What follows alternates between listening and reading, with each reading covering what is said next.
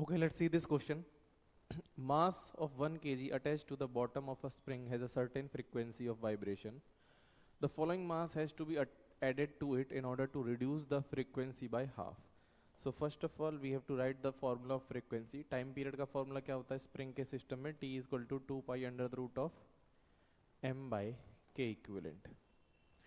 तो frequency का formula क्या आ जाएगा? 1 upon f. This will be equal to f 1 upon f will be equal to 2 pi under the root of m by k equivalent. तो f का formula क्या आ जाएगा? f will be equal to 1 upon 2 pi under the root of k by m. Okay, 1 upon f. So f will be equal to, is just reverse of this. So 1 upon 2 pi under the root of k by m. ठीक है, ये f का formula आ गया. A mass of 1 kg attached to the bottom of a spring has a certain frequency of vibration. पहले f ये था, ठीक है. अब वो कह रहा है the following mass has to be added to it order to reduce the frequency by half. अब हमें जो नई फ्रीक्वेंसी चाहिए f डैश, वो चाहिए हमें f का जस्ट हाफ.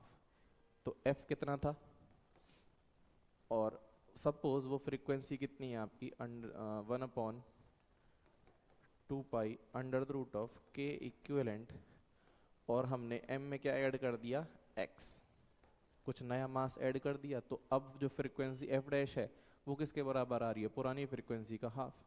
तो f की वैल्यू ये रही, इसको डाल देते हैं यहाँ पे. f dash will be equal to f by 2, यानी कि इसका जस्ट हाफ, यानी 1 upon 2 into 1 upon 2 pi under the root of k equivalent by m. So this will be equal to 1 upon 2 pi under the root of k equivalent upon m plus x.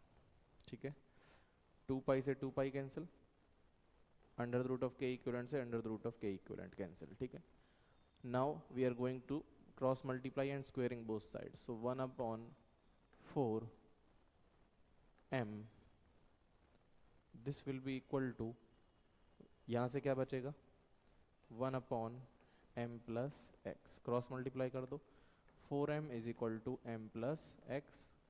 So from here we get x is equal to 3m. इतना मास अगर हम add कर देंगे तो frequency just क्या हो जाएगी, half. ठीक है, so x is equal to 3 times of m is given as 1 kg, so x will be equal to 3 kg. So correct option will be third. Concept क्या यूज करा है इसमें हमने, f is equal to 1 upon 2 pi under the root of k equivalent by m. This concept we have used.